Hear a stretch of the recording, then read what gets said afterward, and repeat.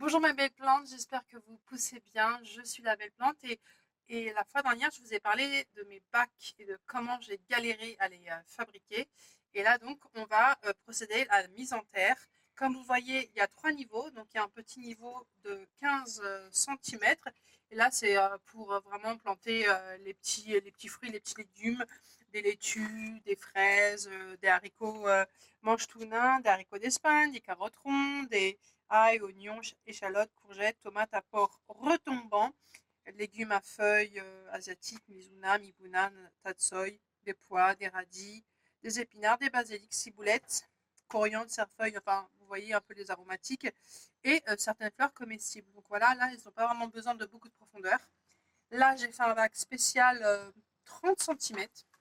Voilà, 30 cm, et c'est vraiment pour pouvoir planter les plantes qui ont besoin de 20 cm de profondeur. Donc voilà, j'ai vraiment visé large. Donc 30 cm, regardez l'intérieur. Voilà. Je vais vous expliquer après pourquoi j'ai mis du carton.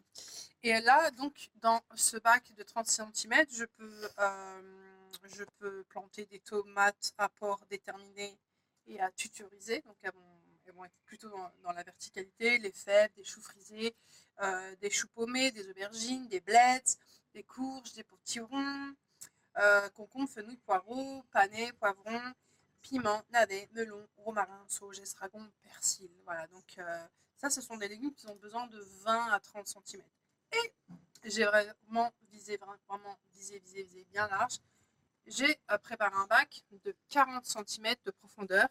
Et là, vous pouvez planter des pommes de terre, des maïs, des betteraves, des carottes, des rhubarbes, des arbres fruitiers, des kiwis, des cassis, des framboises, des groseilles rouges et blanches, des groseilles à macro, myrtilles et laurier.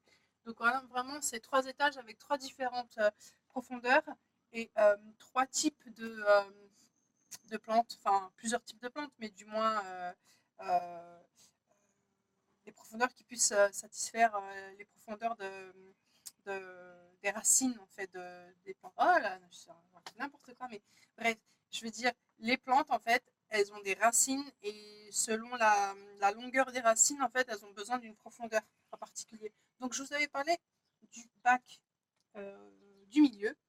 Alors j'ai mis du géotextile écologique. J'ai aussi fait des trous à l'intérieur pour que l'eau excédente puisse sortir par ici, là, pour que ça puisse évacuer l'eau. Et j'ai mis des cartons. Cartons purs, sans encre. Et je les mets à la place des billes d'argile. Parce que les billes d'argile, eh ben, figurez-vous qu'elles ont un coût. Donc moi, comme j'essaie de faire du jardinage écologique et le plus économique possible, ben, j'ai mis du carton et ça va remplacer les billes d'argile. Donc voilà, là j'ai préparé le substrat dans le gros bac que je vais pouvoir transférer ici dans le bac du milieu. Il faut juste que je trouve la pelle blanche qui... Où la pelle blanche? Oh, je crois qu'elle est là. Voilà, j'arrive tout de suite. En fait, j'ai fait un petit mélange. Donc, dans ce substrat, en fait, il y a un mélange de perlite pour retenir l'eau excédente. Et donc, ces perlites, qu'est-ce qu'elles font quand il y a trop d'eau? Ben, elles gonflent, elles récupèrent l'eau et elles maintiennent l'eau dans la terre. Il y a aussi des fibres de coco pour bien drainer, voilà, pour que l'eau excédente aussi puisse évacuer et pour que les racines aussi puissent respirer. Il y a de la tourbe. Il y a majoritairement de la tourbe, tourbe noire. Alors, la question aussi, c'est comment être écolo? Est-ce que c'est vraiment être écolo d'utiliser de la tourbe? euh, C'est difficile d'être écolo à 100% en fait, parce que un centimètre de tourbe, 1 cm de tourbe, hein, met 10 ans à se régénérer. Donc parfois, il faut savoir peser le pour et le contre. C'est comme la sphène qu'on utilise du Chili. Alors la sphène, c'est génial parce qu'elle retient l'eau. Et donc, Du coup, ça aussi allège la texture du substrat, mais ça vient du Chili. Donc, le bilan carbone pour transporter cette ressource-là de Chili, ben, il est élevé, là, du coup, hein, puisque ça vient de Chili. Puis en même temps, c'est pas très logique parce que c'est pas vraiment local et on retire une ressource à un pays pour, voilà, pour nous, quoi, en fait. Donc, vraiment, je suis vraiment d'avis à utiliser les ressources locales. Alors, j'ai procédé donc à un mélange de deux types de substrats parce que voilà, j'utilise les ressources que j'avais sous la main. Donc celui-ci, il est vraiment bio. Et j'ai utilisé aussi un substrat pour les plantes, les fleurs en fait, parce qu'il me restait ça sous la main et j'avais pas envie de le gâcher. Et celui des plantes, en fait, il est un peu plus acide. Il a un pH un peu plus acide, entre 5,5 et 6.